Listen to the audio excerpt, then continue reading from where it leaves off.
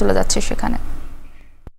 দ্রুত ইমিডিয়েট সমস্যাগুলি সমাধান করে এবং সামনে এগিয়ে যাওয়ার জন্য আমরা একটা মসৃণ পথ করে যাব।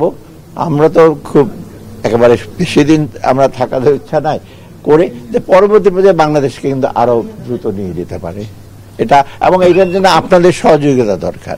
আমি নিচেও বলে আসছি, আমাদের দেশে একটা হয় কি, লোকজনের সহযোগিতা আসে না, কিছু কিছু লোক সিলেক্টেড, তারাই খালি তোষণ করে। আমার তো অভিজ্ঞতা মোটামুটি কম না, আমি মাস্টারি থেকে শুরু করে আমাকে রিসেন্টলি বলে স্যার ওখানে মিটিংয়ে গেছিলাম, কয়জন এমন তোষণ করছে যে এই তোষণের দরকারও ছিল না। তোষণ দরকার নেই কাউকে। আর আপনারা একটু প্রোঅ্যাক্টিভ হবেন, সাজেশন দেবেন, আমরা সাজেশন দেবো, আমাদের সাজেশনগুলো দেখবে। আর খালি করে ফেলেছি, আমি তো গভর্নর ছিলাম অনেকদিন, অর্থনীতি সম্বন্ধে বলতাম, যখনই শুনি আমার স্যার আপনি যেগুলো বলছেন বলে আমরা সব করে ফেলবো, স্যার এগুলো কেন বলে। তো এরকম রিয়েক্টিভ হলে তো কাজ হবে না। 10টা কথার মধ্যে অ্যাটলিস্ট আমার 2টা কথা সত্য, আর ওয়াই বলেছে আরো 2টা কথা সত্য, বলে না ওনারা হলো আমরা সব করে ফেলেছি, সব হয়ে গেছে। আমি বলবো না, রিসেন্ট অভিজ্ঞতা আমার হয়েছে, সবার সামনে বসছি, মন্ত্রী ছিলেন, আমি তো একটা কথা স্যার এটা করে ফেলেছি, আর মন্ত্রী মহোদয় তো শান্তিষ্ট লোকের লোক ছিলেন, আমি মানে এককালে আমার টিচারও ছিলেন, করে ফেলেছি। আরে আমি কি বললাম, এটা করে ফেলেছি, আমি কোনো চিহ্ন তো দেখলাম না। তো একটু আপনার সহযোগিতা করবেন যে আমরা কাজটা করতে পারি। হ্যাঁ, ভুল ত্রুটি হলে ডেফিনেটলি, কিন্তু আবার অযথা কোনো ইস্যু নেই কাউকে আবার ইস্যু করেন না আপনার, কারণ আপনাদের পাওয়ারফুল ইস্যু। হ্যাঁ, ব্যাংকে কমিশন, ব্যাংকটা একটু আগে সংস্কার, আগে ব্যাংকের উপর আস্থা, বাংলাদেশ ব্যাংকের কার্যকলাপ সম্পূর্ণ চালু হোক, তারপরে সংস্কারগুলো তো আসবে। এখন ইমিডিয়েট সংস্কার গেলে তো আসল কাজকর্ম তো বন্ধ হয়ে যাবে।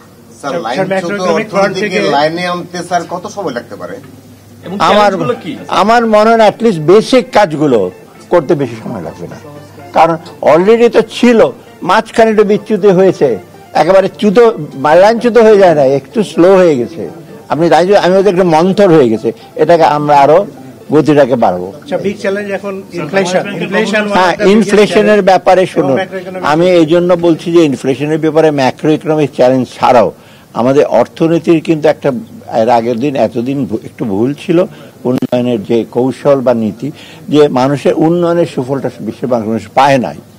আপনারা উপরের দিকে দেখেছেন গ্রোথ বেশি হয়েছে, আমি তো অর্থনীতি ছাত্র, গ্রোথ হয়েছে কেন, ভেতরে গ্রোথের ফলটাকে কে পেয়েছে, গ্রোথটা সোজা ক্যালকুলেট করেন, এত ইন্ডাস্ট্রিতে গ্রোথ হয়েছে, কিন্তু কোন সেক্টরে গ্রোথ আসছে, কাদের কাছে টাকাটা আছে, যেটা হয়।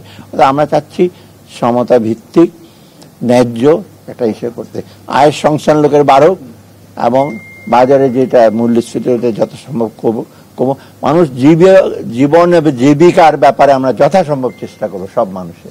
আর্থিক খাতে বাংলাদেশ ব্যাংকের গভর্নর যে পদত্যাগ করেছেন, কিন্তু তার সময় তো স্যার অনেক পদত্যাগপত্র জমা দিয়েছেন স্যার, তার সময় অনেকগুলো ব্যাংক আর্থিক কেলেঙ্কারি ঘটনা ঘটেছে। এখন তার পদত্যাগপত্র যদি আপনারা অ্যাকসেপ্ট করেন, তাহলে কি তিনি জবাবদিহিতার আওতা থেকে বের হয়ে গেলেন না?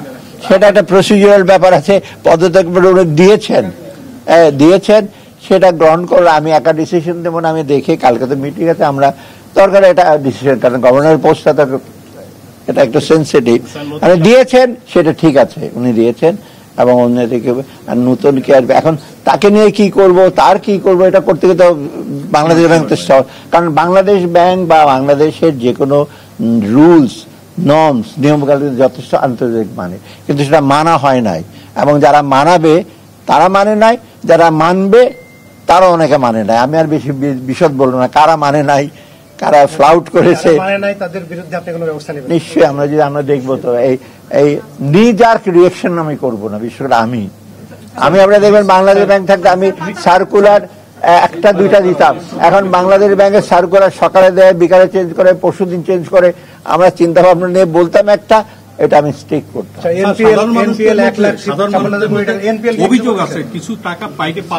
আচ্ছা, সেটা আমরা জানি, ওইটা তো প্রসেস আছে, তথ্য লাগবে, তবে যাদের সাথে যোগাযোগ করে এটা করতে আমরা করবো। ঋণ খেলাপিতে যারা তাদের ব্যাপারে কি ধরনের সিদ্ধান্ত?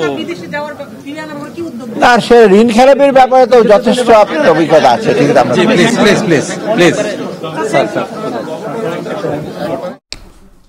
গণমাধ্যমের সঙ্গে কথা বলছিলেন অন্তর্বর্তীকালীন সরকারের অর্থ উপদেষ্টা ডক্টর সালেউদ্দিন আহমেদ। আমরা তখন সরাসরি ছিলাম সেখানে। দেখছেন এখন বিদেশ।